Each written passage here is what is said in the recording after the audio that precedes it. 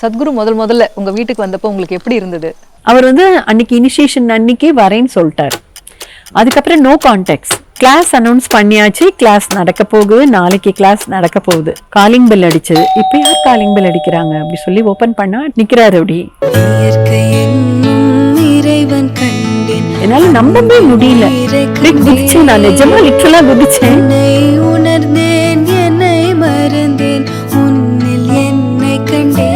விஜயமா உங்க வீட்டுக்கு வந்திருக்காங்களா? ஒரு தடவை விஜயக்கா வந்து பிரபுதேவாவோட படம் பார்க்கணும் அப்படின்னு சொல்லி சொன்னாங்க. விஜயமா பிரபுதேவாவோட ஃபேனா?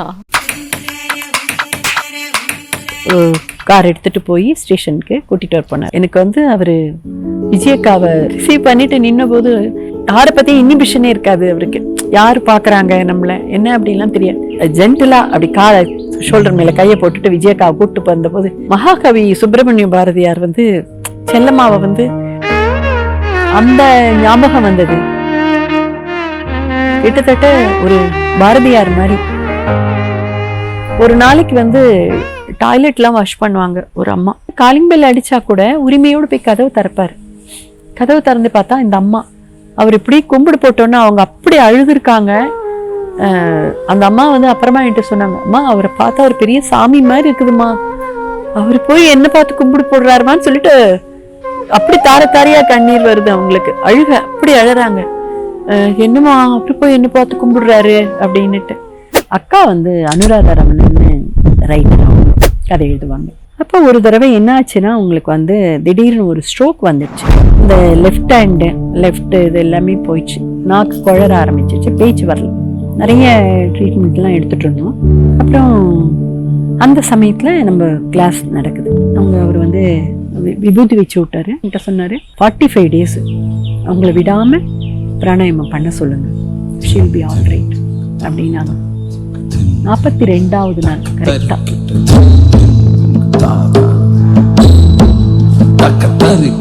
இன்னைக்கும் நான் மனசுல தனியா இருக்கும்போது உட்காந்துட்டு என்னுடைய அந்த நினைவுகளை வந்து நான் வந்து ரீகலெக்ட் பண்ணிப்பேன். அந்த நடந்துட்டே அந்த குர்தாவோட அந்த இதை வச்சுட்டு, ஜெயந்திமா இங்க கிழிஞ்சிச்சு, இங்க கொஞ்சம் தைச்சு தந்துடுறீங்களா அப்படின்பாரு. ஸோ ஒரு குழந்தை அம்மா கிட்ட கேட்குற மாதிரி தான் நான் அந்த ஃபீல் பண்ணுவேன். நான் ரொம்ப அவரை வந்து என்னோட ஒரு மகன் மாதிரி ஸ்தானத்துல தான் நான் அப்பெல்லாம் நினைப்பேன்.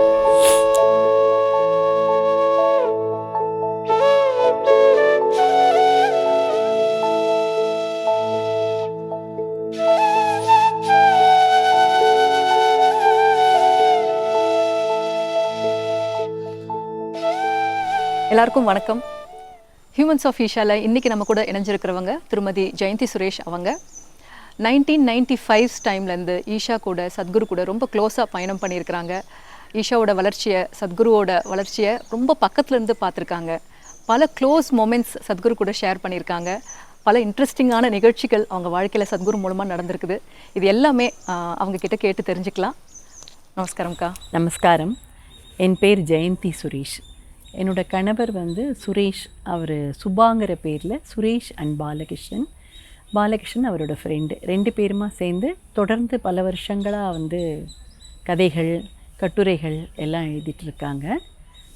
சத்குருவோட அத்தனைக்கும் ஆசைப்படுலேருந்து ஒரு 5-6 கட்டுரைகள் தொடர்ந்து ஆனந்த விகடனில் சுபாவாக எழுதியிருக்காங்க. ஃபர்ஸ்ட் சத்குரு நீங்கள் எப்போ பார்த்தீங்க? அதோட அனுபவங்களை பற்றி நீங்கள் ஷேர் பண்ண முடியுமா? 1994 வந்து சத்குரு வந்து இப்போ கிளாஸ் கோயம்புத்தூரில் இங்கே சுற்று வட்டாரத்தில் எடுத்துகிட்டு இருந்தார் கிளாஸு. அப்போது கோயம்புத்தூரில் என்னுடைய பிரதரின்லா, அதாவது என்னுடைய நாத்தனார் வீட்டுக்காரர், அவர் வந்து பேங்க்கில் மேனேஜராக இருந்தார். அவர் கிளாஸ் அட்டன் பண்ணார். அவர் கிளாஸ் அட்டன் பண்ணிவிட்டு எல்லாரையும் அதில் சேர்த்து விடுறதுல வந்து ரொம்ப முனைப்பாக இருந்தார். அப்போ முதல்ல சுரேஷ் பாலா 2 பேரும் திருச்சியில் போய் கிளாஸ் அட்டன் பண்ணாங்க. ஒரு 13 நாள் அப்போல்லாம் எங்களுக்கு சகஜஸ்திதி யோகா அப்படின்னு சொல்லி 13 நாள் கிளாஸ் வரும். எனக்கு அப்போது 2 குழந்தைகள், ஒரு பொண்ணு ஒரு பையன். 2 பேரும் ஸ்கூலுக்கு போயிட்டு இருந்தாங்க. ஒரு 2 வயசுன்னு சொல்லுவாங்க இல்லையா, அந்த மாதிரி வயசு, விட்டுட்டு வர முடியாத அந்த மாதிரி ஒரு வயசு. ஸோ அப்போது என்னோடய ஹஸ்பண்ட் என்ன சொன்னார்னா, எனக்கு உனக்கு ஒரு பெரிய கிஃப்ட்டு பண்ணணும் அப்படின்னா நீ என்ன எதிர்பார்ப்ப அப்படின்னு சொல்லி கேட்டார். எனக்கு மறக்க முடியாத ஒரு கிஃப்ட்டு என்ன உங்களால் கொடுக்க முடியும் சொல்லுங்கள் அப்படின்னு சொல்லி கேட்டபோது, இந்த கிளாஸில் நான் வந்து பணம் கட்டியிருக்கேன், இந்த 13 நாள் கிளாஸு, அது வந்து கண்டிப்பாக அவனுக்கு வந்து வாழ்க்கையில் ஒரு நிறைய மாற்றங்களை கொடுக்கும். ஸோ நீ அதை கண்டிப்பாக அட்டன் பண்ணணும் அப்படின்னு சொன்னார். ஸோ நான் வந்து சம்மர் வெக்கேஷன் எப்போ வரும் அப்படின்னு சொல்லிட்டு ரொம்ப காத்துக்கிட்டு இருந்தேன். அவர் முன்கூட்டி எனக்கு பணம் கட்டிட்டார். பட் கோயம்புத்தூரில் தான் அப்போ கிளாஸு. அப்போது கோயம்புத்தூருக்கு என்னுடைய 2 குழந்தைகளையும் கூட்டிகிட்டு வரேன். கோயம்புத்தூரில் நாத்தனார் ஹஸ்பண்ட் 2 பேரும் இருக்காங்க. அவங்க வீட்டில் அவங்க ஃபேமிலி மெம்பர்ஸ் இன்னும் 2-3 பேர் எல்லாருமா சேர்ந்து வந்து கிளாஸ் அட்டன் பண்ணுறோம். ஒரு குழந்தைய கோயம்புத்தூர்லேயே என்னோடய பிரதர் ஒருத்தர் வீடு இருக்குது, அவங்க வீட்டில் விட்டுட்டு, இன்னொரு குழந்தைய வந்து எங்கள் அம்மா வந்து இன்னொரு அண்ணனோட ஈரோடில் இருந்தாங்க, அவங்கக்கிட்ட விட்டுட்டு 2 பேர்ட்டையும் எனக்கு வந்து பக்குவமாக எடுத்து சொல்லி, நீங்கள் ஸ்கூலுக்கு போகிற மாதிரி நான் இது ஒரு ஸ்கூலு, நான் வந்து நீங்கள் வந்து எக்ஸ்கர்ஷன்லாம் போனால் போவீங்க இல்லையா, அந்த மாதிரி நான் வந்து ஒரு சின்ன டூருக்கு போகிறேன், நான் போயிட்டு நடுவில் வந்து உங்களை பார்த்துட்டு போவேன் அப்படின்னு எல்லாம் அவங்கள கன்வின்ஸ் பண்ணிவிட்டு நான் வந்து அவங்க வீட்டில் ஸ்டே பண்ணிகிட்டு இருந்தேன். தினம் நாங்கள் காலையில் திருப்பூரில் கிளாஸ் நடந்தது. 10:30 மணிக்கு கிளாஸு. நம்ம ஈஷா வகுப்பை பற்றி எல்லாருக்கும் தெரியும்னு நினைக்கிறேன். 10:30 மணிக்குன்னா 10:30 மணின்னா 10:25க்குள்ளே நம்ம உள்ளே வந்து போய் உக்காந்து செட்டில் ஆகிடணும். அப்போ வந்து நாங்கள் இங்கேருந்து திருப்பூர்லேருந்து 8 மணிக்கு போகணும், கிளம்பினா தான் முடியும். ஸோ எங்கள் பிரதரின்லா வந்து எங்களுக்காக ஒரு ஆட்டோ ஃபிக்ஸ் பண்ணி கொடுத்துருந்தாரு. தினம் எங்களை கூட்டிகிட்டு போய் பஸ் ஸ்டாண்டில் விடவும், பஸ் ஸ்டாண்ட்லேருந்து பிக்கப் பண்ணிவிட்டு வீட்டுக்கு வரவும் அந்த ஆட்டோ டிரைவர் ரெகுலராக வருவாங்க.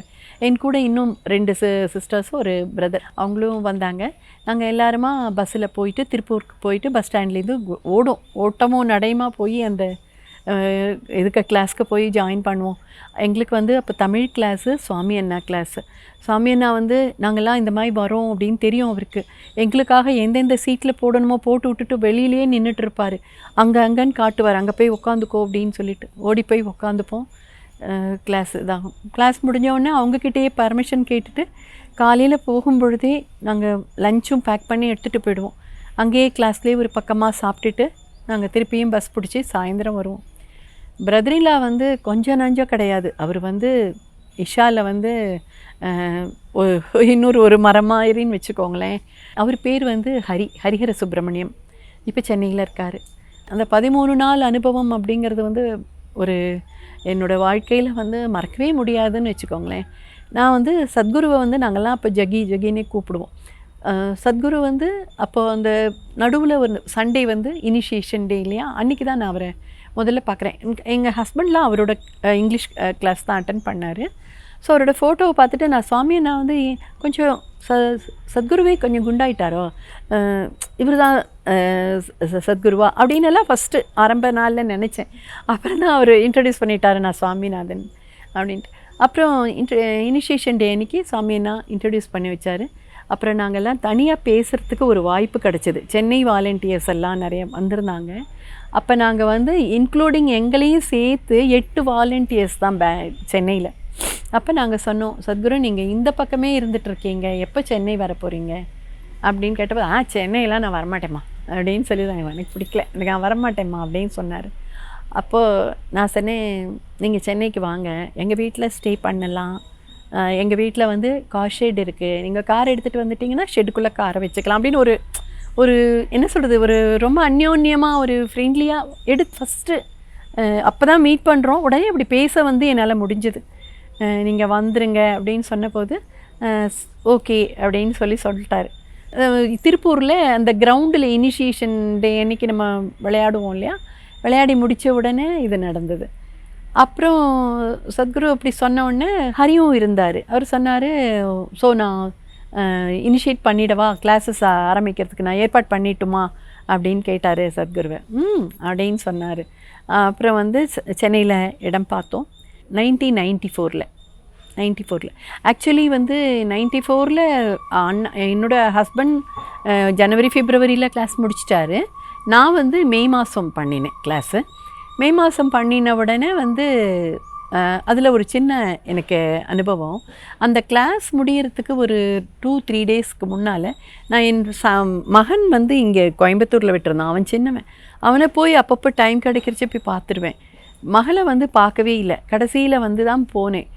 ஒரு 3 டேஸ் இருக்கும். அப்போ போயிருந்த பொழுது என் மக வந்து நான் கிளம்பணும், எனக்கு வந்து ஈரோடில் அதுவும் பள்ளிப்பாளையம்னு சேஷாய் பேப்பர் போர்ட்ஸ் அந்த காலனிக்குள்ளே அண்ணா வீடு, அங்கேருந்து நான் பஸ் பிடிச்சி ஈரோடு வந்து ஈரோடுலேருந்து பஸ் பிடிச்சி நான் வந்து திருப்பூருக்கு வரணும். அப்போ நான் காலையில் 5:30 மணிக்குள்ளே கிளம்பினா தான் அந்த பஸ் பிடிச்சி தடங்கள் இல்லாமல் வந்து சேர முடியும். என் மக வந்து அழறா, நான் என்னை விட்டுட்டு போகாத அப்படின்னு சொல்லிட்டு. அப்புறம் நான் சத்குருவை நினச்சிக்கிட்டேன். அப்போ இனிஷியேஷன்லாம் முடிஞ்சிடுச்சு. அதனால் நமக்குள்ளே ஒரு சேஞ்சஸ் கண்டிப்பாக இருக்கும் இல்லையா. அப்போ நான் பேசாமல் உட்காந்துட்டேன், அவள் பக்கத்தில் உட்காந்துட்டு நான் சொன்னேன், ஓகே நான் உன் கூட இருக்கேன், ஆனால் நீ கிளாஸ்க்கு வந்து ஸ்கூலில் கிளாஸில் லேட்டாக போனாக்க உன்னை வந்து வாசலில் நீல் டவுன் போட சொல்லுவாங்கள்ல, அப்போ உனக்கு எவ்வளோ கஷ்டமாக இருக்கும்ல. அதே மாதிரி எனக்கும் அங்கே கிளாஸ்க்கு போனேன்னா டோர் சாத்திடுவாங்க, நான் வெளியிலே தான் நிற்கணும், பரவாயில்லையா அப்படின்னு சொல்லி கேட்டேன். அப்புறம் அவள் அழுதுகிட்டே தொடச்சிட்டு, இல்லை நீ போ, நீ நீல் டவுன்லாம் பண்ண வேண்டாம், நீ போயிட்டு வா அப்படின்னு சொல்லி அனுப்பினான். ஸோ நம்மளோட மாற்றம் வந்து குழந்தைகள்கிட்டையும் ஒரு சின்ன மாற்றத்தை கொடுக்குது. அது வந்து நான் அன்றைக்கி ரொம்ப உணர்ந்தேன். பிறகு அந்த கிளாஸ் முடித்த உடனே சத்குரு சொன்னார் வரேன் அப்படின்ட்டு. ஆகஸ்ட் 1994 நாங்கள் வந்து சென்னையில் கிளாஸ் 3 கிளாஸு, மார்னிங் வந்து 6 to 9 ஒன்று, அப்புறம் 10:30 to 1:30 அப்புறம் ஈவினிங் கிளாஸ் 6 to 9. கிட்டத்தட்ட வந்து 60 பேர் ஒவ்வொரு கிளாஸ்க்கும். ஸோ கிட்டத்தட்ட ஒரு 200 பேர் அட்டன் பண்ணாங்க. 60 பேர் நாங்கள் என்ரோல் பண்ணது. அந்த முதல் நாள் இன்ட்ரடக்ஷன் கிளாஸ்க்கு வந்தவங்க தானாக வாலண்டியராக ஜாயின் பண்ணவங்க இன்னும் நிறைய பேர். ஸோ அதில் கிட்டத்தட்ட 200 பீப்புள் ஜாயின் பண்ணாங்க. சத்குரு முதல்ல உங்கள் வீட்டுக்கு வந்தப்போ உங்களுக்கு எப்படி இருந்தது? அவர் எப்படி நீங்கள் ரிசீவ் பண்ணீங்க? அது முதல் நாள் வந்தது நான் சொல்லலை அனுபவம். அவர் வந்து அன்றைக்கி இனிஷியேஷன் அன்றைக்கே வரேன்னு சொல்லிட்டார். அதுக்கப்புறம் நோ கான்டாக்ட்ஸ், எதுவுமே இன்ஃபர்மேஷனே வரல. கிளாஸ் அனௌன்ஸ் பண்ணியாச்சு, கிளாஸ் நடக்க போகுது, நாளைக்கு கிளாஸ் நடக்க போகுது. காலையில் பசங்களெல்லாம் ஸ்கூலுக்கு அனுப்பிச்சிட்டேன். ஹஸ்பண்ட் வந்து கிளம்பிட்டுருக்கார் ஆஃபீஸ்க்கு. காலிங் பெல் அடித்தது. இப்போ யார் காலிங் பெல் அடிக்கிறாங்க அப்படி சொல்லி ஓப்பன் பண்ணால் ட்ராக் சூட்டோட ஒரு டிஷர்ட்டோட நிற்கிறாரு. அப்படி அட்ரஸ்க்கு தெரிஞ்சுட்டு வந்துட்டார். என்னால் நம்பவே முடியல. அப்படியே குதித்தேன், நான் நிஜமாக லிட்ரலாக குதித்தேன். கத்தினேன், சத்தம் போட்டு கத்தினேன்.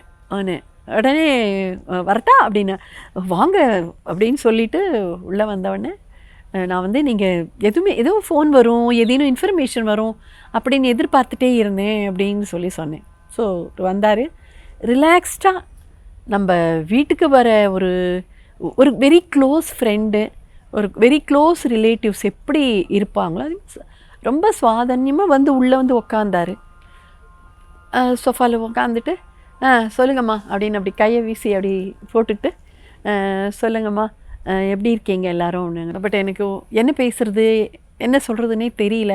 நீங்கள் எதையும் சாப்பிட்டீங்களா, தண்ணி கொடுக்கட்டுமா அப்படின்னு சொல்லி பண்ணேன். அம்மா உட்காருங்க, கொஞ்சம் நேரம் உட்காருங்க, அப்புறம் பேசுவோம். சுரேஷ் ஆஃபீஸ் போகணுன்னா நீங்கள் கிளம்புங்க, நான் இங்கே தான் இருக்க போகிறேன், நம்ம பார்க்கலாம், ப்ரொஃபஷன் முக்கியம், ஸோ ஆஃபீஸ் கிளம்புங்க, நம்ம பார்ப்போம் அப்படின்னு சொன்னார். ஸோ அவர் ஆஃபீஸ் கிளம்பிட்டார். அப்புறம் அவர் வந்துட்டு ஷெட்டில் வைக்கணுமேம்மா அப்படின்னாரு. ஏதோ வரேன் ஜகி, நான் வாசலில் வந்து கதவை திறந்து விடுறேன் அப்படின்னு சொல்லி ஷெட்டு திறந்து வச்சுட்டு அவர் திங்ஸ் எல்லாம் எடுத்துகிட்டு வந்தோம். ஏதாவது ஒரு நம்மளோட குருவுக்கு நம்ம எப்படி வரவேற்கணும், எனக்கு அப்படி பிளைண்டாக இருந்தேன்னா, எனக்கு முன்ன பின்ன நமக்கு அனுபவம் கிடையாது இல்லையா, எப்படி அவங்கள வரவேற்கணும், உங்களுக்கு வந்து ஸ்பெஷலாக எதையும் அரேஞ்ச் பண்ணணுமா, எதுவுமே தெரியாது. பட் அவர் வசதியாக படுத்துக்கணும். அப்போ வந்து விஜயக்காவும் அவங்க ஒர்க் பண்ணிகிட்டு இருந்தாங்க. அப்போ அவங்க லீவில் வருவாங்க. ஸோ எப்படி விஜயக்காவும் வருவாங்க அப்படின்னு சொல்லிட்டு எங்கள் வீட்டில் மாடியில் அவருடைய எழுதுகிற ரூம் இருக்கும், என்னோடய ஹஸ்பண்டோட எழுதுகிற ரூம் இருக்கும். அந்த ரூமில் எங்கள் கட்டியில் இருந்த மெத்தைகளை கொண்டு போய் அங்கே போட்டு கொஞ்சம் ஓரளவுக்கு என்கிட்டக்க இருக்கிற பெட் ஸ்ப்ரெட்லேயே லைட் ஷேட் இருக்கிற ஒரு லைட் பிங்க் ஷேடில் ஒரு இது இருந்தது. ஸோ என் மைண்ட் அவ்வளோதான், எனக்கு அவ்வளோதான் இப்போ தெரிஞ்சதுன்னு வச்சுக்கோங்களேன். அதை விரித்து போட்டுட்டு அவருக்கு வேண்டிய திங்ஸ் எல்லாம் வச்சுட்டு நான் வந்து அரேஞ்ச் பண்ணியிருந்தேன்.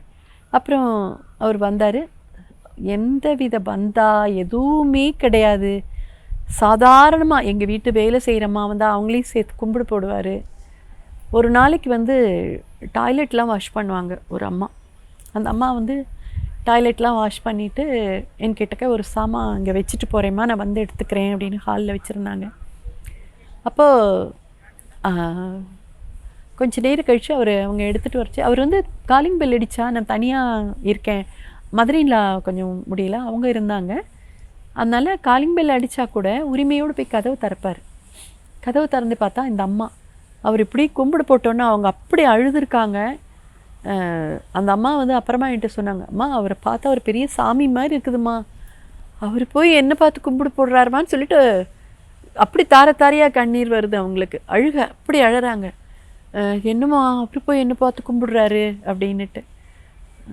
அப்புறம் அந்த மாதிரி ஒரு அனுபவம். ஸோ அதுக்கு அடுத்து அதான் ஒரு கிட்டத்தட்ட ஒரு 98 வரைக்கும்னு நினைக்கிறேன். 97-98 வரைக்கும் எப்போ கிளாஸ் நடந்தாலும் சத்குரு நம்ம வீட்டில் தங்குவார். விஜயமா உங்கள் வீட்டுக்கு வந்திருக்காங்களா? ஆமாம், அந்த 94லேயே வந்து கிளாஸ் நடந்துட்டு இருந்தது. அதுக்கப்புறம் அந்த சாட்டர்டே சண்டேயில் விஜயக்கா வந்து அந்த சாட்டர்டே மத்தியானம் முடிஞ்சிரும் இல்லையா, ஹாஃப் டே இருக்கும் அப்போல்லாம் பேங்க்கு. அது முடிஞ்சவொடனே ட்ரெயின் பிடிச்சி ஈவினிங் வந்து நைட்டு வந்து சேருவாங்க. நைட்டு சத்குருவோட கிளாஸு கரெக்டாக முடியும்.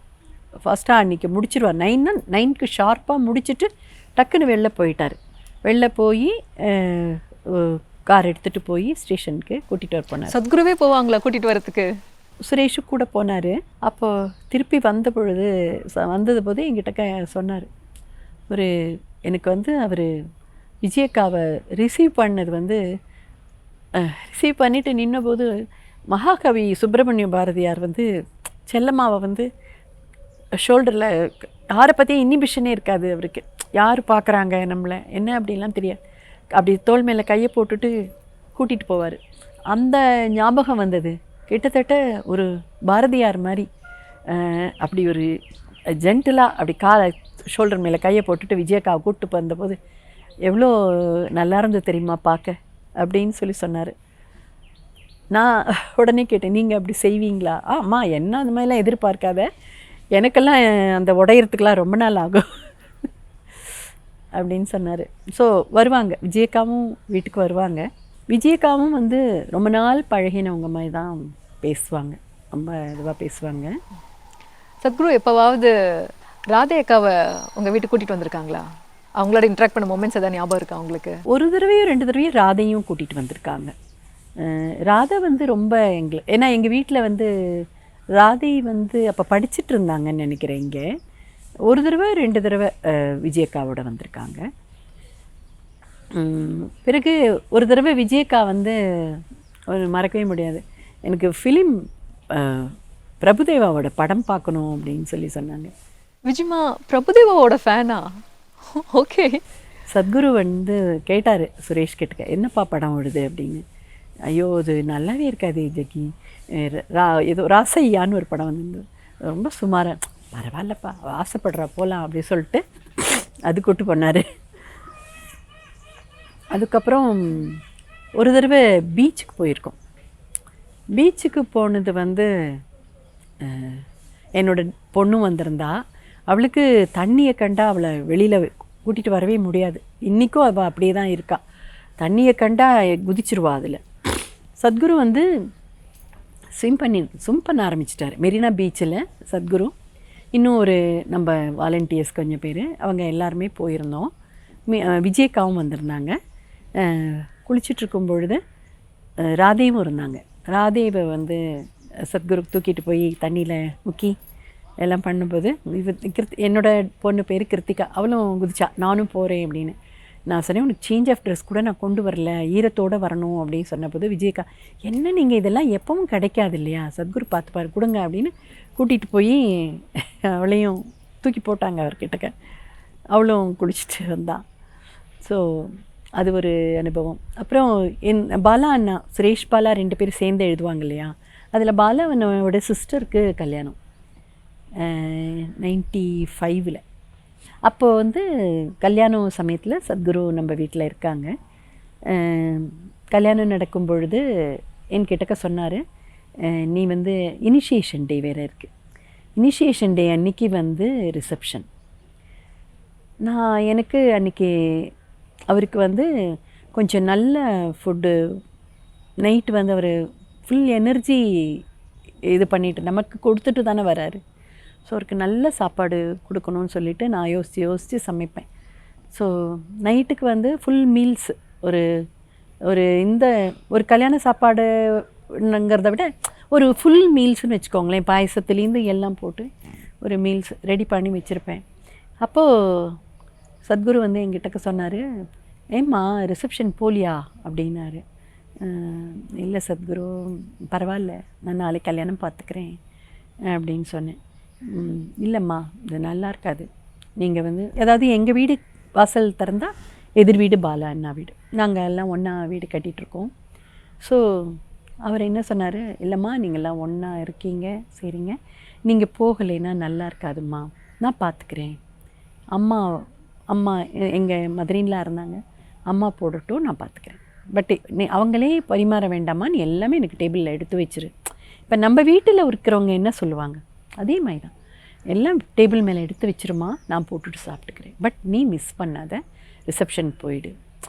எனக்கு வந்து அவரை வந்து எப்போவுமே நான் எப்படி அவரை எப்படி பாவிப்பேன்னா என்னுடைய ஒரு குழந்தையாக தான் நான் நினைப்பேன். ஏன்னா அவர் எங்கள் வீட்டில் வந்து மெஸ்லின் ஃப்ளோரு, உள்ள வீட்டுக்குள்ளேயே படிக்கட்டு வந்து வரும் இல்லையா, படிக்கட்டு வந்து மாடி ஏறுற மாதிரி இருக்கும்.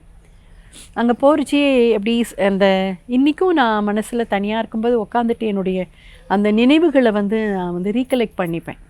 அந்த நடந்துகிட்டே அந்த குர்த்தாவோட அந்த இதை வச்சுட்டு, ஜெயந்திம்மா இங்கே கிழிஞ்சிச்சு, இங்கே கொஞ்சம் தைச்சி தந்துடுறீங்களா அப்படிம்பாரு. ஸோ ஒரு குழந்தை அம்மா கிட்டக்க கேட்குற மாதிரி தான் நான் அந்த ஃபீல் பண்ணுவேன். நான் ரொம்ப அவரை வந்து என்னோட ஒரு மகன் மாதிரி ஸ்தானத்தில் தான் நான் அப்போல்லாம் நினைப்பேன்.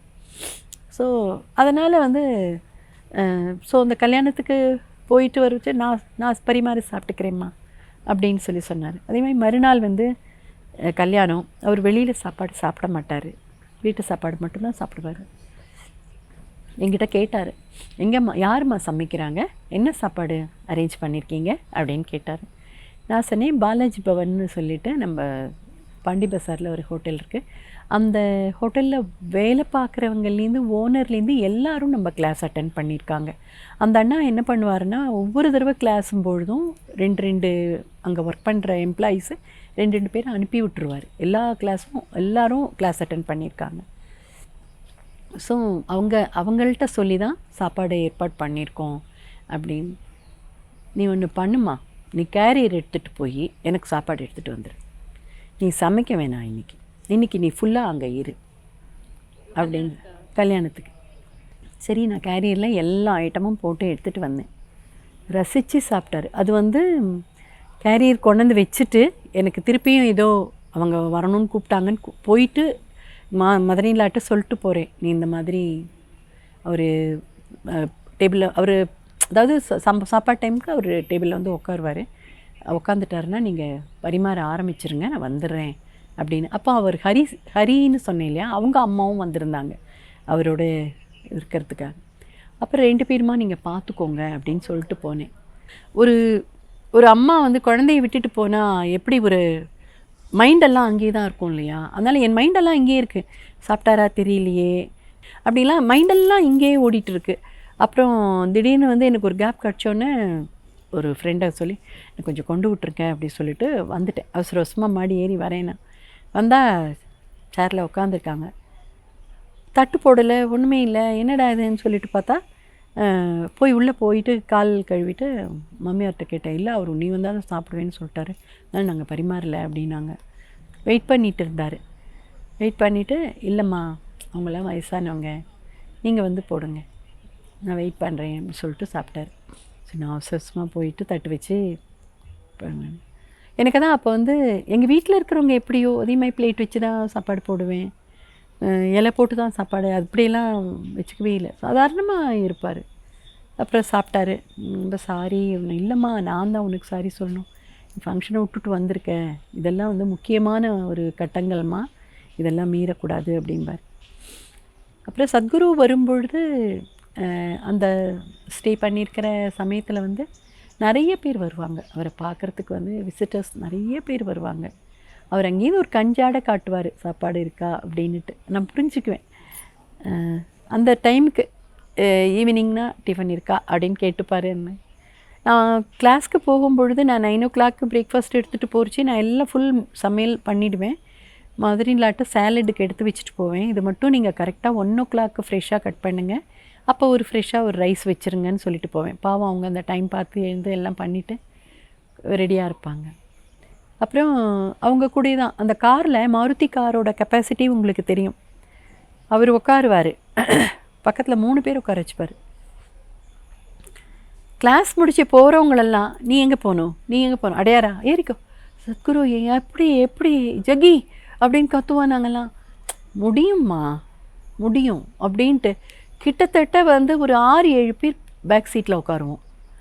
ஃப்ரண்ட்டில் அவருக்கு பக்கத்தில் 3 பேர் உட்கார வச்சுப்பார். அவங்கவுங்கள இறக்கி விட்டுட்டு நாங்கள் வீட்டுக்கு வந்து சேருவோம். பார்ட்டிசிபெண்ட்ஸ் அதாவது நம்ம வெளியில் வந்து கார் எரிச்சே எல்லாரும் அவரை பார்க்குறதுக்காக நிற்பாங்களே, அடையார் யார் போகணுன்னு கேளுமா கொண்டு வந்து விட்டுருவார், வீட்டுக்கு வருவார். ஸோ வீட்டுக்கு வந்துட்டு போய் அவங்க ரெஃப்ரெஷ் பண்ணிவிட்டு தியானம் பண்ணிவிட்டு வருவாங்க, சாப்பிடுவாங்க. ஒரு நாள் என்னாச்சு, எனக்கு கெஸ்ட்டு வந்திருந்தாங்க. சத்குரு இப்போ வந்து டின்னர் முடிச்சுட்டு சாப்பிட்டுட்டு கொஞ்சம் நேரம் அந்த டேபிளில் சேரில் உட்காந்துட்ருக்காரு. என்னை கூப்பிட்டாரு, அம்மா வீட்டில் கெஸ்டெல்லாம் வந்திருக்காங்க, வீட்டில் டிஃபன் இருக்கா, நம்ம பசங்களை வேணால் வெளியில் போய் சாப்பிட்டு வந்துட சொல்லலாமா, கவலைப்படாதீங்க அப்படின்னாரு. நான் சொன்னேன், இல்லை ஜெகி அவங்கெல்லாம் வந்து இப்போது இது ஒரு கல்யாணம் ஒரு ரிசப்ஷனுக்கு வந்திருக்காங்க, இப்போ போயிடுவாங்க, பார்த்துட்டு போயிடுவாங்க, நோ ப்ராப்ளம். அது ஒன்று. இன்னொரு நாள் வந்து இட்லி மாவு வச்சுருப்பேன், எப்போவுமே இட்லி மாவு ரெடியாக வச்சுருப்பேன். இட்லி ஒரு சைடு பண்ணிவிட்டு தோசை ஊற்றிட்டுருக்கேன், 2 கல் வச்சு தோசை ஊற்றிட்டுருக்கேன். அப்போ வந்து இட்லி தோசை முடிஞ்சிடுச்சு, வந்துகிட்டே இருக்காங்க ஆள். சரி டக்குன்னு ரவா எடுத்து உப்புமா பண்ணியாச்சு, போட்டாச்சு. அவர் அங்கேருந்து அப்சர்வ் பண்ணிகிட்டே இருக்கார். அம்மா இட்லி ஆச்சு, தோசை ஆச்சு, உப்புமா ஆச்சு, நெக்ஸ்ட் என்னம்மா பூரியா, போட்டுருவோம்மா ஜெகி அப்படின்னு. ஸோ அப்புறம் எங்கள் ஃப்ரெண்ட்ஸில் ஒருத்தர் சங்கர்னு ஒருத்தர் இருக்கார், நம்ம கிளாஸு. அவங்கெல்லாம் எப்போவுமே சத்குரு வந்தாருன்னா வந்துடுவாங்க. ஏதேனும் ஹெல்ப் வேணுமாக்கா, ஏதேனும் பண்ணட்டுமாக்கா, எப்போல்லாம் ஃப்ரீ டைம் கிடைக்குமோ வந்துடுவாங்க. அவங்க வந்து ஆட்டோமொபைல்ஸ் வச்சுட்டு இருந்தார். அப்போது சத்குருகிட்ட சும்மாவானு அவர்கிட்ட ஆசை காமிச்சிட்டே இருப்பார். என்ன சங்கர் என்ன வண்டி வச்சுருக்கேன் பாரு, இது மாதிரி புதுசாக போகலாமா, ரைடு போகலாமான்னு சொல்லிட்டு பீச்சுக்கு போயிட்டு அவரோட ரைடு ஒரு ஏதேனும் புது வண்டி கொண்டு வருவார், அதில் ரைடு கூப்பிட்டு போவார். அப்போ அந்த வாலண்டியர்ஸ் எல்லாருமே கான்டாக்டில் இருக்கோம்மா. அப்போ நாங்கள் மட்டுமே தானே இருந்தோம், அதனால் ஃபுல்லாக அந்த புளிக்காய்ச்சல் அந்த இனிஷியேஷனுக்கு பண்ணுறது, புளிக்காய்ச்சல் பண்ணுறது, அந்த பயிறு ஊற வைக்கிறது, அந்த மாதிரி எல்லா விஷயங்களும் வந்து ஃபஸ்ட்டு ஒரு தடவை நானே எல்லாமே பண்ணேன். ஏன்னா எனக்கும் புது அனுபவம், அதனால் எல்லாரையும் கேட்டேன். திருப்பூர்லேருந்து ஒரு அக்கா வந்து சொல்லி கொடுத்தாங்க அந்த பாகு காய்ச்சறது, அது எல்லாமே பண்ணி எடுத்துகிட்டு போகிறதுக்கு. அப்புறம் நிறைய பேர் வந்துட்டாங்க இல்லையா, அப்புறம் அந்த வாலண்டியர்ஸ் எல்லாம் கேட்பாங்க, நான் வேணா இதேன்னு பண்ணிட்டு வரேன் அப்படி. ஸோ மிக்சிங்லாம் நாங்கள் எங்களுக்கு தெரிஞ்சது அப்படியே. ஆனால் அதெல்லாம் முடிச்சுட்டு அவர் வருவார்ப்பா, அவர் ஒரு தடவை வந்து எல்லாத்தையும் அப்படியே பார்த்துட்டு போவார். அதுக்கு வந்து நம்ம ஏதேனும் சரியாக பண்ணலைன்னா கூட அதுக்கு உயிர் கொடுப்பாருன்னு நினைக்கிறேன். அவ்வளோ ஒரு இனிஷியேஷனில் கூட எதுவுமே தப்பானது இல்லையே, எல்லாமே அவ்வளோ பிரமாதமாக. ஏதாவது இந்த சாலட் வகைராக்களே சாப்பிடாதவங்க கூட வந்து சாப்பிட்டு திருப்தியாக போவாங்கல்ல. அந்த டைமில் அந்த காலத்தில் ஈஷா வாலண்டியர்ஸ்லாம் எப்படி இருந்தாங்க, அவங்களெல்லாம் நீங்கள் சேர்ந்து ஒரு ப்ரோக்ராம் பண்ணுறப்போ எப்படி இருந்தது, அதோட மொமெண்ட்ஸ் எதாவது ஷேர் பண்ணுங்களேன். அப்போ வந்து சத்குரு வந்து அவர் கூட அசஸ் பண்ண வந்தவங்க 2 பேரும் முன்னால் போயிடுவாங்க, போய் பிராணாயாமம் கிளாஸ் எடுப்பாங்க. ஸோ சத்குரு அதுக்கப்புறமா கொஞ்ச நேரம் கழித்து போவார். அவங்களெல்லாம் வழி அனுப்பிட்டு அவங்களுக்கு பிரேக்ஃபாஸ்ட் எல்லாம் எடுத்துக்கிட்டு 9 o'clock பசங்களை ஸ்கூலுக்கு அனுப்பிச்சிட்டு ஹஸ்பண்டாக ஆஃபீஸ்க்கு அனுப்பிச்சிட்டு நான் இவங்க 3 பேருக்கும் பிரேக்ஃபாஸ்ட் எல்லாம் பேக் பண்ணி எடுத்துக்கிட்டு ஃப்ரூட்ஸ் எல்லாம் எடுத்துகிட்டு நான் வந்து ஒரு வாலண்டியர். அப்போ வந்து வாலண்டியர்ஸ்குள்ளே வந்து நிஜமாக ஈஷா வாலண்டியர்ஸ் மாதிரி வேறு எங்கேயும் இந்த அளவுக்கு இருப்பாங்களான்றது எனக்கு தெரியலை. நமக்கு ஒரு ஹெல்ப் வேணும் அப்படின்னா ஓடோடி வந்து பண்ணுறவங்க அப்படின்னு சொன்னால் நிஜமாக சத்குருக்காக பண்ணுறோம், நம்ம எல்லோரும் சேர்ந்து பண்ணுறோம் அப்படின்னு சொல்லிட்டு ஒரு வாலண்டியர் அக்கா கரெக்டாக ஒரு 8:49 9க்குள்ளே நீங்கள் ரெடியாக வீட்டு வாசலில் வந்து நின்றுருங்கக்கா, நான் உங்களை பைக்கில் கூட்டிகிட்டு போயிடுறேன் அப்படின்னு சொல்லுவார். ஏன்னா அதுக்காக கூட நம்ம காத்துட்ருக்க வேண்டாம். சென்னையில் வந்து ரொம்ப நல்ல ரெஸ்பான்ஸ்மா, ரொம்ப நல்ல ரெஸ்பான்ஸு. ஒருத்தரும் வந்து 5 பேர் 6 பேரை வந்து இது பண்ண ஆரம்பிச்சிட்டாங்க. நிறைய பேர் சேர்ந்தாங்க. அதாவது ஹரி வந்து போகிற வர நம்ம ரோட்டில் போகிறச்சையெல்லாம் பிடிச்சி இழுத்து வச்சுட்டு இந்த மாதிரி ஈஷாவில் கிளாஸ் நடக்குது, வந்துருங்கன்னு கூப்பிட்ருவார். அதனால் அந்த கடைசி நாள் வந்து அவர் பேசின ஒரு ஸ்பீச்சில் வந்து சத்குரு வந்து எப்போவுமே வாலண்டியர்ஸ் எல்லாம் தேங்க் பண்ணுவார் இல்லையா, வாலண்டியர்ஸ் எல்லாம் நிற்க சொல்லுவாங்கல்ல. இப்போ ஆனால் நிறைய பேர்ப்பா, அப்போல்லாம் வந்து நாங்கள் 8 பேருங்கனாலும் நிற்போம், நின்று எல்லாரையும் கிளாப் பண்ண சொல்லி தேங்க் பண்ணுவார். தேங்க் பண்ணிவிட்டு இது வந்து this is not Jaggi's class, this is Hari's class அப்படின்னு சொன்னார். அதேமாதிரி ஹிமாலயாஸ்க்கு போச்சு.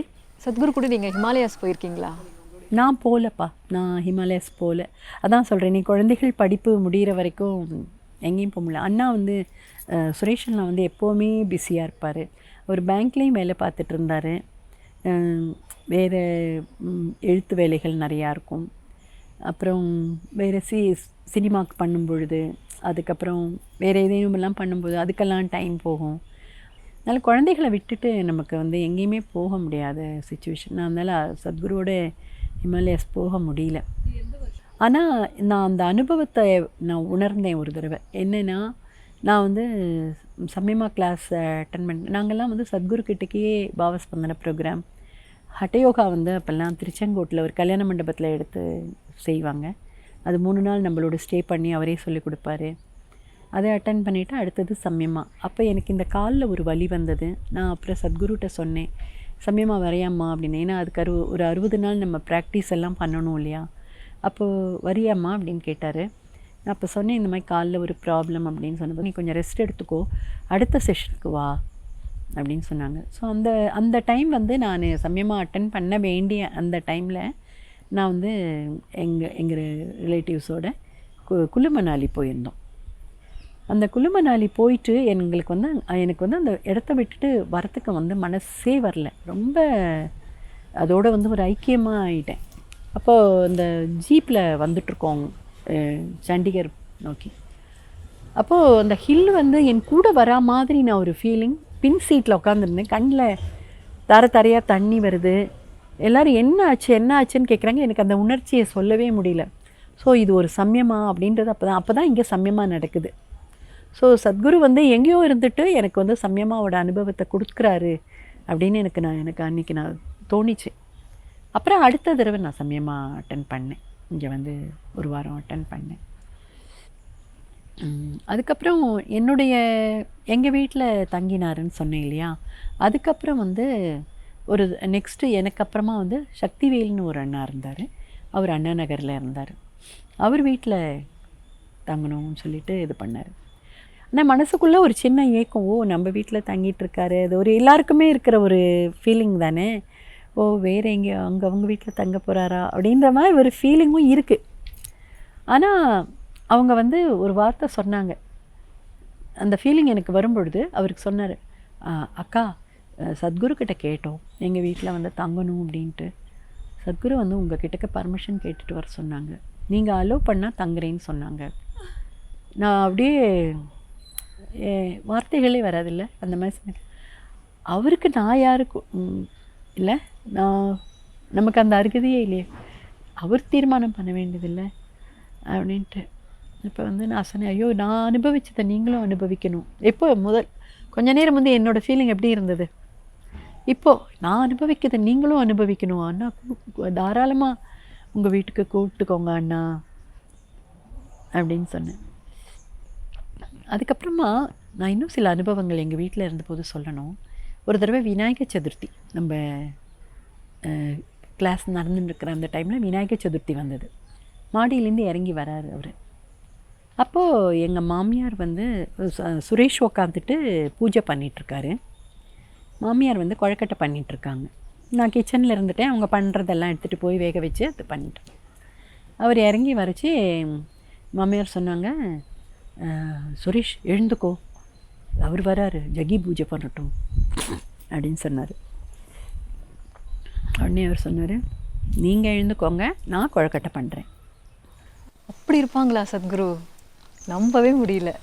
அவர் பூஜை, உங்கள் வீட்டு பூஜை நீங்கள் தான் பண்ணணும், நான் கொழக்கட்டை பண்ணுவேன். நாங்கள் வந்து எங்களோட கர்நாடகாலெல்லாம் ஜென்ஸ் தான் பண்ணுவோம் நான் பண்ணுறேன் அப்படின்னு சொல்லிட்டு நம்ம வந்து ஒரு 10 கொழுக்கட்டை பண்ணுற அந்த மாவில் அவர் ஒரே கொழுக்கட்டை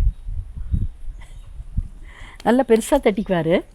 அந்த பூரணத்தை உள்ளே வச்சுப்பார். 2 சைடும் ஹோல் வேகணுமா, அதுக்காக நல்லா இதை சென்டரில் நல்லா க்ளோஸ் பண்ணிவிட்டு 2 சைடும் ஓப்பன் வச்சு இது வேகிறதுக்கு.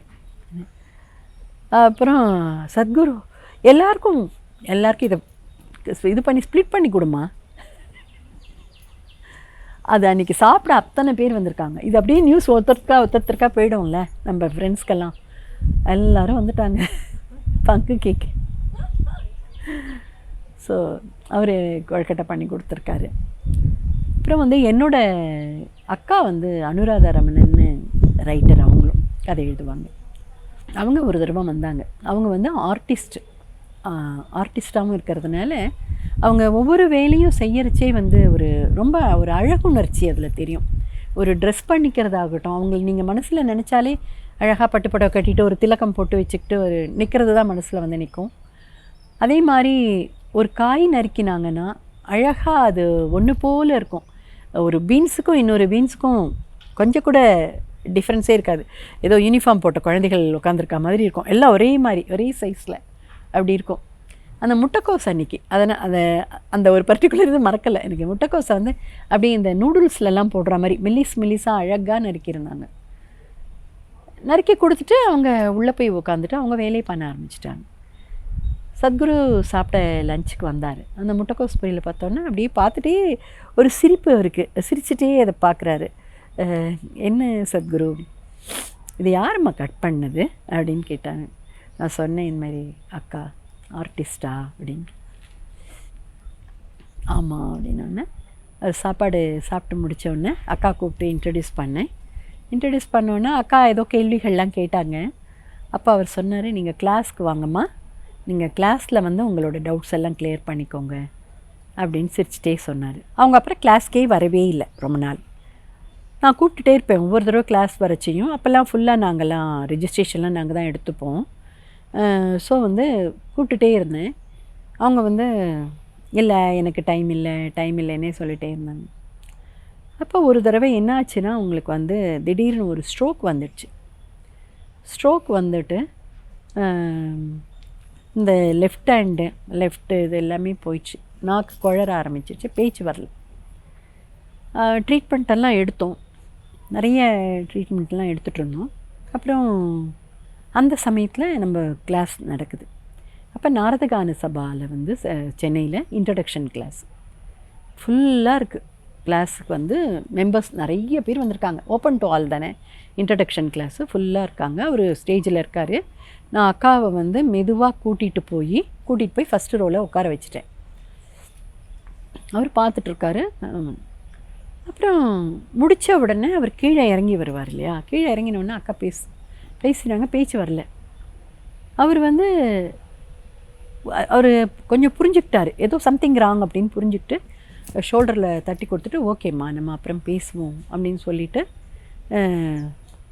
திரும்பி போகும்பொழுது நான் அவங்கள கார் ஏற்றி வீட்டுக்கு அனுப்பிச்சிட்டு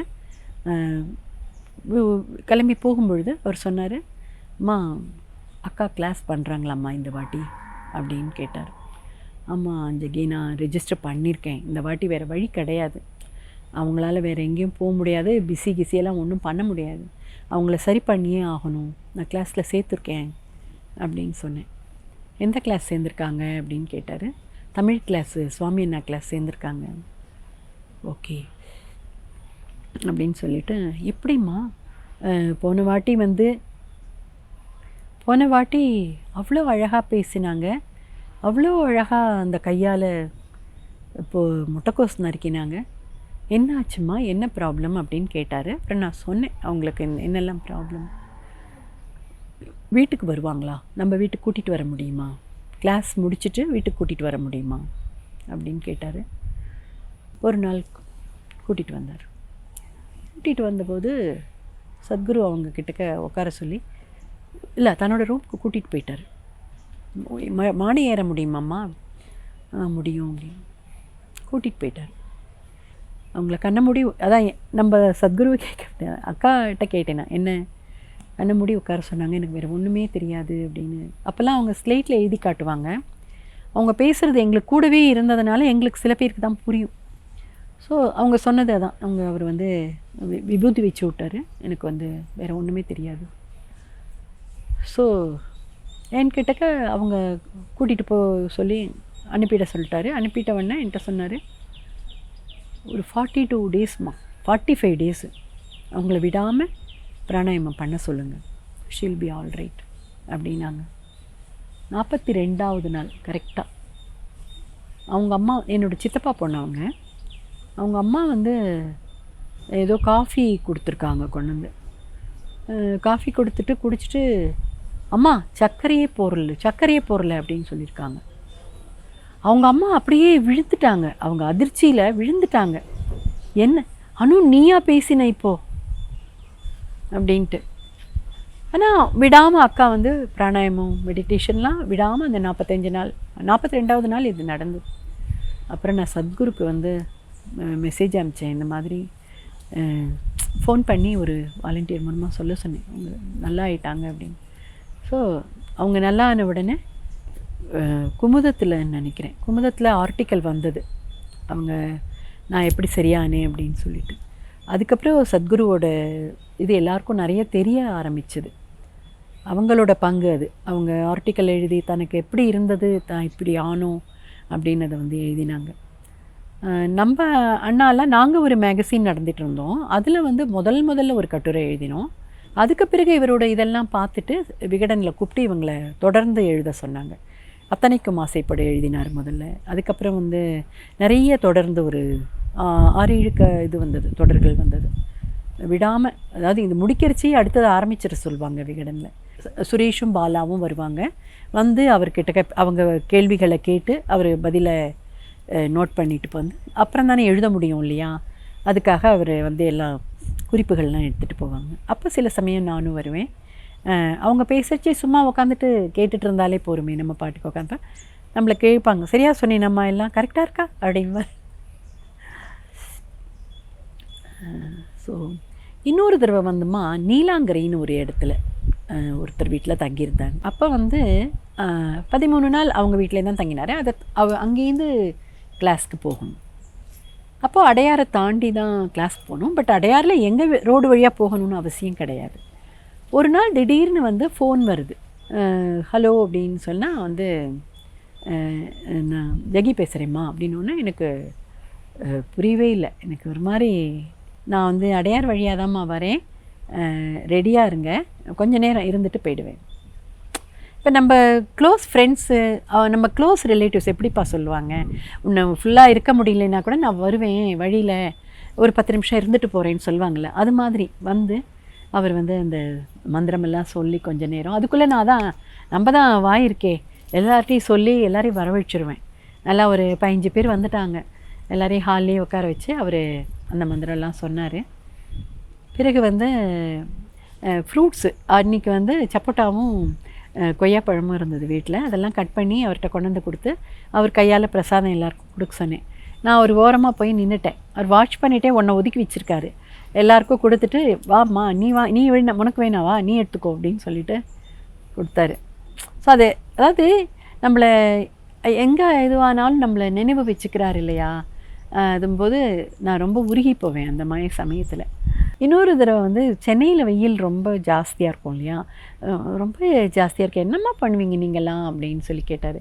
அதாவதுமா எங்களுக்குள்ளே வந்து ஒரு நம்மளோட சத்சங் நடக்கும் பொழுது அவர் குரு, மற்ற சமயங்களில் வந்து வெரி வெரி க்ளோஸ் ஃப்ரெண்டாக, ஒரு மகனா, அந்த மாதிரி தான் அவரை வந்து நான் ட்ரீட் பண்ணேன். இப்போவும் அவரை பார்த்தா ஒரு நம்ம மகனை பார்த்தா ஒரு எந்த ஒரு வாஞ்சை வருமோ அது மாதிரி தான் நான் பார்க்குறேன் அவரை. ஸோ எங்கேயானு இந்த இதில் கூட எங்கேயானு ஒரு ஓரத்தில் நின்று உங்களை நான் பார்த்தா போகிறோம் அப்படின்னு நான் நினச்சா போகிறோம், அவர் எப்படியும் எனக்கு அதை நிறைவேற்றி வச்சிடுறாரு. எல்லாமே நம்ம நினச்சோம்னா, மனசில் நினச்சோம்னா கண்டிப்பாக அவர் நிறைவேற்றுவார். பேசவே வேணாம்ப்பா, நம்ம வந்து இனிமேலாம் அவரை வந்து பேசி கூட டிஸ்டர்ப் பண்ண வேணாம். எங்கேயோ நம்ம கும்பிடு போட்டால் அவர் போடுறார் பார்த்தீங்களா, அதுவே போகிறோம்.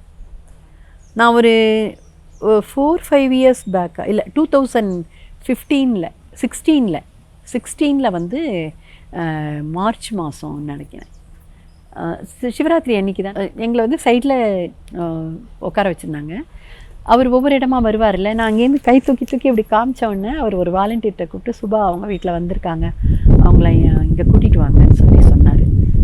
நான் வந்து முன்னால் வந்து அந்த இதுக்கிட்ட நின்றுட்டு ஜஸ்ட்டு நினச்சிட்டே இருக்கேன், ஜக்கி கொஞ்சம் திரும்பி பார்க்குறீங்களா என்ன, கொஞ்சம் திரும்பி பார்க்குறீங்களா என்னன்னு மனசில் நம்ம நினச்சப்போம். அந்த ப்ரேயர்ஸ் எல்லாம் பல விஷயங்கள் வந்து நம்ம கடவுள்கிட்டனாலும் சரி, இந்த மாதிரி நம்ம சத்குருகிட்ட என்னாலும் நம்ம மனசார ப்ரே பண்ணோம்னா கண்டிப்பாக நடக்குது, கண்டிப்பாக நடக்குது. என்னோட நான் நிறையா அனுபவிச்சிருக்கேன்.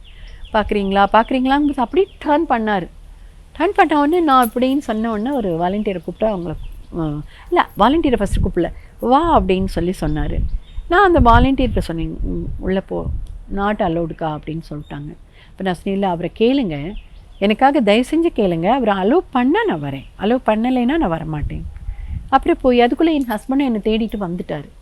அவங்க வந்து கேட்ட உடனே அவர் வந்து அலோவ் பண்ணுங்கன்னு சொல்லி நான் போய் அவர் காலில் போய் உட்காந்துட்டேன். உட்காந்து ஒரு ஃபியூ செகண்ட்ஸ் தான், நம்ம வந்து அனாவசியமாக அவரை டிஸ்டர்ப் பண்ணக்கூடாது இல்லையா. நம்ம கிடச்ச அந்த ஒரு இதில் நான் சொல்லிட்டேன், இந்த மாதிரி என் மகனுக்கு கல்யாணம் நிச்சயம். ஓ, அவர் அவ்வளோ பெருசாக வளர்ந்துட்டாராம்மா, என்ன பண்ணுறாரு, இந்த மாதிரி அமெரிக்காவில் இருக்காங்க. நீ அமெரிக்கா, அதுக்குள்ளே அந்த கொஞ்ச நேரத்தில் எவ்வளோ பேசிட்டாரு, அமெரிக்காவுக்கு நீ வந்தியாம்மா, இப்போ தான் நான் போயிட்டு வந்தேன், நீ அங்கே வந்திருக்கலாமேம்மா ஈஷாவுக்கு ஒன்று. நான் சொன்னேன், இந்த மாதிரி நான் இந்த மாதிரி ஒரு ஏரியாவில் இருந்தேன், நான் பார்த்தேன், சர்ச் பண்ணேன் கூகுளில், அது இருக்கிற இடம் ரொம்ப தொலைவாக இருந்தது அப்படின்லாம் சொல்லிட்டு நான் சொன்னபோது, இன்னொரு தடவை வாம்மா அப்படின்னு சொல்லி சொன்னார். அதான் நான் கடைசியாக அவர்கிட்ட நின்று பேசினது. அப்புறம் வந்து தான் இப்போ வந்து நான் எங்கனாக்கிட்ட சொல்லி வச்சுருந்தேன், ஏதேனும் சான்ஸ் கிடச்சா எனக்கு கிட்ட ஜஸ்ட் அவரை பார்த்தப்ப நான் வேறு எதுவுமே தொந்தரவு பண்ண மாட்டேன் அப்படின்னு சொல்லி சொன்னேன். சரின்னு அவங்க தான் என்னை கூட்டிகிட்டு போய் கிட்ட பார்க்குறதுக்கு ஹெல்ப் பண்ணாங்க. பார்த்துட்டேன், அது போகிறோம். அது இப்போ அப்போ மனசு நிறைஞ்சிரும் இல்லையா. நான் அதனால் எப்போவுமே மனப்பூர்வமாக எப்போல்லாம் நீங்கள் வந்து தினம் சுவாமிக்கெல்லாம் பூ வைக்கிறச்சி சத்குருக்கு வைக்கும் பொழுது, எனக்கு உங்களை பார்க்கணும் போல் இருக்குது, உங்களுக்கு என்னை பார்க்கணும் போலையே இல்லையா அப்படின்னு ரொம்ப என்னைக்கானு கேட்டேன்னா இந்த மாதிரி நீ எனக்கு நடக்கும். தற்செயலாக வர மாதிரியோ அவரை பார்க்குற மாதிரியோ நடக்கும். கண்டிப்பாக நம்ம மனசார நினச்சோம்னா அவர் நமக்கு எல்லாமே பண்ணுவார். என்னுடைய அனுபவம் அது. 1995 காலத்தில் நீங்கள் ஆசிரமுக்கு வந்திருக்கிறீங்க. அப்போ ஆசிரமம் இருந்ததான்னு கூட தெரியல. இப்போ நீங்கள் வந்து பார்க்குறீங்க, இந்த டிரான்ஸ்ஃபர்மேஷன் எப்படி இருக்குது உங்களுக்கு? கண்ணு முன்னால் ஒரு இன்ஸ்டியூட் வந்து கொஞ்சம் கொஞ்சமாக பிரம்மாண்டத்துக்கு வரதை பார்க்குறத வந்து ரொம்ப பிரமிப்பாக இருக்குமா. சத்குரு தியானலிங்கா உருவாக்குறத பற்றி உங்ககிட்ட ஏதாவது ஷேர் பண்ணியிருக்கிறாரா? சும்மா இந்த கொத்தனார் இவங்களை வச்சு கட்டுறதை விட ஈஷா வாலண்டியர் சாலையே தான் அது உருவாகணும்னு ஆசைப்பட்டார். So the famous writers Suresh Bala Sadhguru மேலே இந்த ஈடுபாட்டில் வேறு என்ன செயல்கள்லாம் அவங்க செஞ்சாங்க? ஸோ விகடனில் வந்து சர்க்குலேஷனும் ஜாஸ்தியாச்சு. இவங்களுக்கும் சத்குருக்கும் உள்ள ஒரு பந்தமும் ஜாஸ்தியாச்சு. அதே மாதிரி ரீடர்ஸ் நிறைய படித்து நம்ம ஈஷாவுக்கும் நிறைய பேர் விகடனை படிச்சுட்டு வர ஆரம்பித்தாங்க. அந்த ஒரு சந்தோஷம் இருக்குது எங்களுக்கு. எங்களால் முடிஞ்ச சத்குருக்கு என்ன பண்ண முடியும், ஏதோ எங்களால் முடியும் ஒரு சின்ன ஒரு அணில் உதவி. சத்குருவை பார்த்தா இப்போ நீங்கள் என்ன கேட்பீங்க அவர்கிட்ட? நான் எனக்கு கேட்கவே வேணாம்மா. எனக்கு ஒரே ஒரு ஆசை தான், அவர் இப்போ என் பேரை ஞாபகம் வச்சுருக்காரா அப்படிங்கிறது மட்டும். அது ஒன்று தான் ஆசைப்படுவேன், வேறு ஒன்றுமே ஆசைப்பட மாட்டேன். அவரை பார்த்தாலே போதும் எனக்கு. இன்றைக்கும் நான் தனியாக வீட்டில் இருக்கும் பொழுது நான் அந்த ஒரு நினைவுகளை நான் நினச்சிட்டே உட்காந்துருப்பேன். அவர் அந்த படிக்கட்டில் அங்கே நின்றுட்டு பேசுகிறது, எனக்கு கொஞ்சம் ஹாட் வாட்டர் கிடைக்குமான்னு கேட்குறது, இந்த மாதிரி சின்ன சின்ன விஷயங்கள் ஏதேனும். நம்ம குழந்தைங்களெல்லாம் நீங்கள் சாப்பிடுங்க சொல்லுவோம், ஆனால் கூட நம்ம சாப்பிட்டியான்னு வந்து யாரும் கேட்க மாட்டாங்கள்ல. அவர் வந்து எல்லாம் முடிச்சுட்டு மாடியில் படுக்க போச்சு, அம்மா எல்லாரையும் பார்த்துக்கிட்டேன், நீ சாப்பிட்டியாம்மா அப்படின்னு கேட்பார். அதான் அவர் போகும்பொழுதோ இல்லைன்னா அங்கே போய் கோயம்புத்தூர் வந்தவொடனையும் அந்த லெட்டர் எழுதி போடுவார். நமக்கு அதை விட என்னம்மா வேணும். சத்குரு உங்களுக்கு கைப்பட லெட்டர் எழுதியிருக்கிறாரா? அவரோட நான் நீங்கள் வரும்போது காட்டுறேன், 2 லெட்டர் இருக்குது எங்கிட்ட. எங்கே போனாலும் யார் வீட்டுக்கு போனாலும் நம்ம வீட்டிலையா இருந்தாலும் நம்ம பழங்கள்லாம் இருந்துச்சுன்னா அதில் நல்ல பழமாக தான் எடுத்து நம்ம சாப்பிடுவோம். எது சீக்கிரம் வேஸ்ட் ஆகிடுமோ அதை எடுத்து சாப்பிட மாட்டோம். அவங்கக்கிட்டேயும் நான் கற்றுக்கிட்டது அது. அவங்க வந்து எது வேஸ்ட்டாக போயிடும் சீக்கிரம், அது சீக்கிரம் காலி பண்ணணும், அதை தான் எடுப்பாங்க. சத்குருவும் அப்படி தான் எடுப்பார். அவரே பார்த்து எது ரொம்ப கனிஞ்சிருக்கோ அதை சீக்கிரம் செலவு பண்ணணுமோ அதை தான் எடுத்து சாப்பிடுவார்.